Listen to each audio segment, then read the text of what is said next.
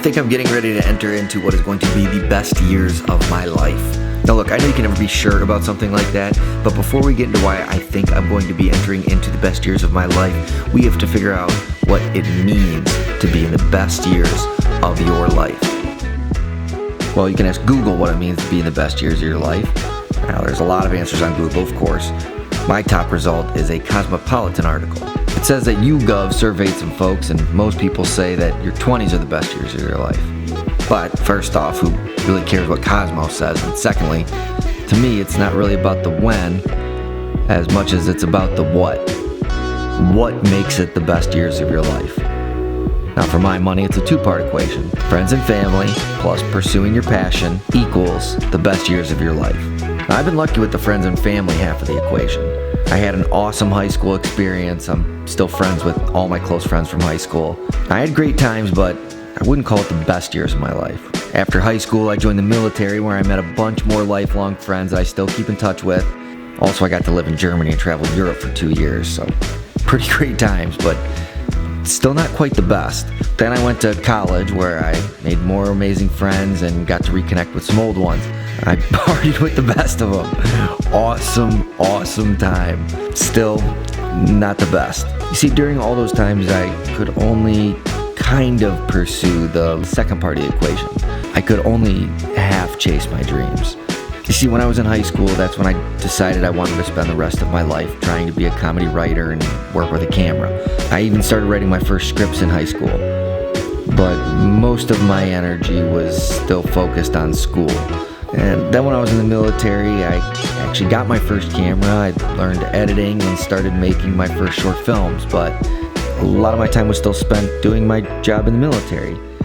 And similarly in college, I continued to write and make short films, but my education was still my first priority.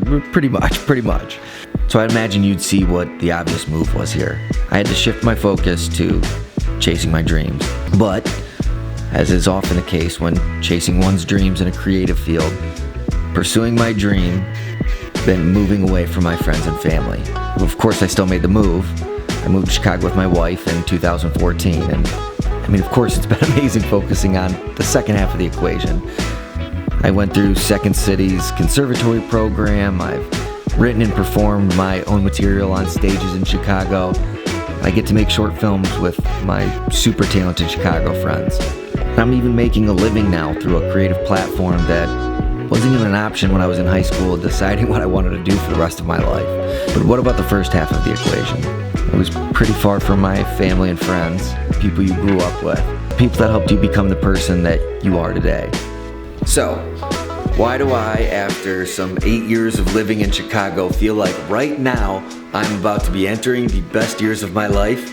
Let me show you. Alright, so not only am I making a living as a creator in Chicago, but check this out. So I'm on the roof of my apartment, and right over my shoulder here, look, this building right over here, my buddy AJ LaCourse, one of my best friends from high school, he lives in the building right next to that. And then just down the street over this way, about a 5-10 minute walk, my buddy Tim Lichty, another friend of mine from my high school days, me and Tim actually worked together at my first ever job bagging groceries at Kroger's. And then a little bit south of me, like half a mile, 3/4 mile down that way, my good friend Kevin Malinowski lives.